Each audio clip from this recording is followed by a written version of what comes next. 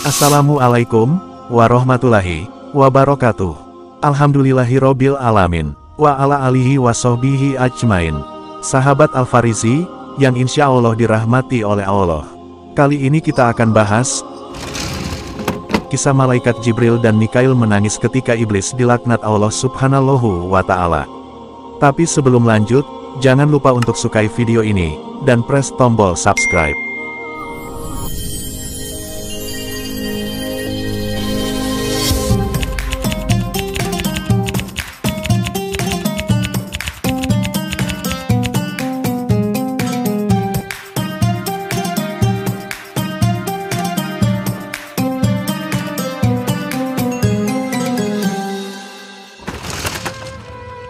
Tahukah kamu, jauh sebelum Nabi Adam diciptakan, iblis adalah merupakan makhluk yang mulia di sisi Allah dan merupakan salah satu makhluk yang paling dihormati malaikat. Sudah menjadi suratan takdir bahwa iblis merupakan musuh yang nyata bagi seluruh umat manusia. Sepanjang sisa hidupnya iblis, dia sudah bersumpah akan berusaha untuk menyesatkan anak cucu Adam, agar mau menjadi pengikutnya. Untuk itu, manusia, terutama kaum muslim, sangat dianjurkan untuk mendekatkan diri kepada Allah Subhanahu wa Ta'ala agar tidak terhasut oleh tipu daya iblis.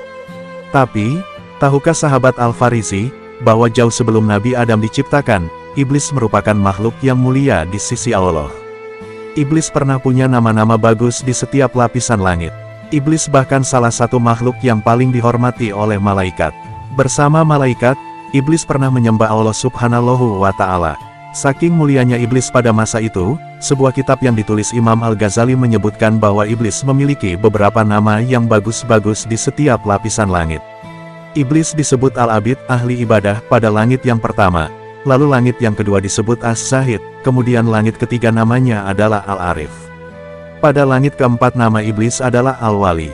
Di langit kelima namanya disebut At-Taqi. Sedangkan di langit keenam namanya disebut Al-Kazin. Dan terakhir di langit ketujuh namanya adalah Azazil. Sementara di dalam Lauhul Mahfuz, namanya ialah iblis. Iblis dulunya ahli ibadah dan taat kepada Allah. Iblis dulunya adalah ahli ibadah yang tidak pernah membangkang dan mengeluh terhadap perintah-perintah Allah. Ia pernah bersujud kepada Allah selama 1000 tahun lamanya dan ia sangat giat dalam beribadah. Dia bahkan pernah menjadi Sayyidul Malaikat, penghulu atau pemimpin malaikat, dan Khazinul Jannah, bendahara surga. Namun, lama-kelamaan iblis menjadi sombong dan angkuh. Iblis menganggap bahwa dirinya adalah makhluk yang paling tinggi derajatnya di antara makhluk-makhluk Allah yang lain. Hingga pada suatu saat, Allah menciptakan Adam sebagai manusia pertama. Iblis membangkang perintah Allah. Allah memerintahkan iblis dan para malaikat untuk bersujud kepada Adam. Tapi sifat iblis yang sombong dan angkuh mengalahkan kemuliaannya di hadapan Allah. Iblis membangkang perintah Allah dengan berkata, "Adakah engkau mengutamakannya daripada aku, sedangkan aku lebih baik daripadanya? Engkau jadikan aku daripada api, dan engkau jadikan Adam daripada tanah." Kemudian Allah berfirman kepada iblis, "Aku membuat apa yang aku kehendaki." Iblis memandang dirinya penuh keagungan dan kesombongan, maka dia enggan bersujud kepada Adam. Dia tetap berdiri hingga malaikat selesai bersujud. Banyak ibadah bukan jaminan masuk surga. Ketika para malaikat mengangkat kepala selesai sujud, mereka mendapati iblis tidak melakukannya. Maka para malaikat bersujud kembali untuk kali kedua, tetapi iblis telah dirasuki oleh sifat angkuh dan sombong. Dia enggan bersujud dan tetap berdiri tegak. Iblis bahkan berpaling dari para malaikat yang sedang bersujud. Dia tidak ingin mengikuti mereka dan tidak merasa menyesal atas pembangkangannya terhadap Allah. Meski iblis pada awalnya sangat indah rupanya, mempunyai sayap 4, banyak ilmu, banyak ibadah, serta menjadi pemimpin para malaikat karubiyin, tetapi semua itu tidak menjadi jaminan sama sekali baginya. Allah mengubah bentuk iblis dan mengusirnya dari surga.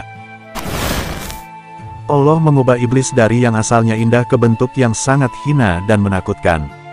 Allah membentuk kepalanya seperti kepala unta, dadanya seperti daging yang menonjol di atas punggung, wajah yang ada di antara dada dan kepala itu seperti wajah kera, kedua matanya terbelah pada sepanjang permukaan wajahnya.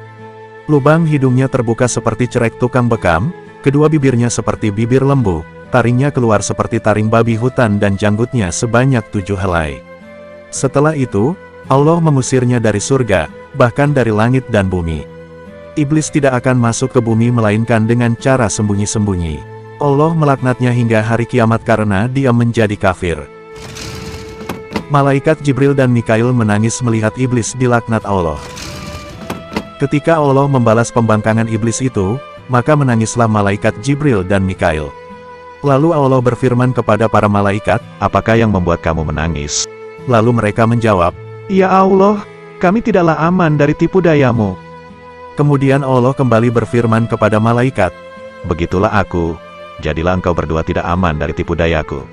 setelah diusir dari surga, maka iblis berkata, Ya Tuhanku, Engkau telah mengusir aku dari surga disebabkan Adam, dan aku tidak menguasainya melainkan dengan penguasaan-Mu.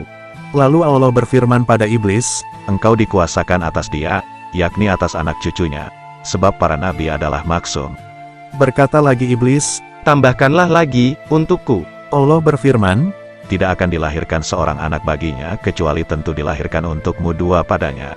berkata iblis lagi, Tambahkanlah lagi, untukku. lalu Allah berfirman, Dada-dada mereka adalah rumahmu, engkau berjalan di sana sejalan dengan peredaran darah. berkata lagi iblis, Tambahkanlah lagi, untukku. maka Allah berfirman lagi yang artinya, dan kerahkanlah terhadap mereka pasukan berkuda dan pasukan yang berjalan kaki, artinya mintalah tolong menghadapi mereka dengan pembantu-pembantumu, baik yang naik kuda maupun yang berjalan kaki. Dan bersekutulah dengan mereka pada harta, yaitu mendorong mereka mengusahakannya dan mengarahkannya ke dalam haram. Dan pada anak-anak, yaitu dengan menganjurkan mereka dalam membuat perantara mendapat anak dengan cara yang dilarang, seperti melakukan senggama dalam masa haid, berbuat perkara-perkara syirik mengenai anak-anak itu dengan memberi nama mereka Abdul Uzza, menyesatkan mereka dengan cara mendorong ke arah agama yang batil, mata pencarian yang tercela dan perbuatan-perbuatan yang jahat dan berjanjilah mereka. Semua ini juga disebutkan dalam surah Al-Isra ayat 64 yang artinya, dan perdayakanlah siapa saja di antara mereka yang engkau iblis, sanggup dengan suaramu, yang memukau, kerahkanlah pasukanmu terhadap mereka, yang berkuda dan yang berjalan kaki, dan bersekutulah dengan mereka pada harta dan anak-anak lalu beri janjilah kepada mereka. Padahal setan itu hanya menjanjikan tipuan belaka kepada mereka. Quran Surat Al-Isra ayat 64. Begitulah kisah malaikat Jibril dan Mikail menangis karena takut sekaligus menyesal lantaran iblis membangkang perintah Allah. Semoga kita semua senantiasa dijauhkan dari godaan iblis melalui pasukannya yang telah dilaknat Allah hingga hari kiamat kelak. Amin ya robbal alamin. Wallahu ta'ala a'lam bishawab. Wassalamualaikum warahmatullahi wabarakatuh.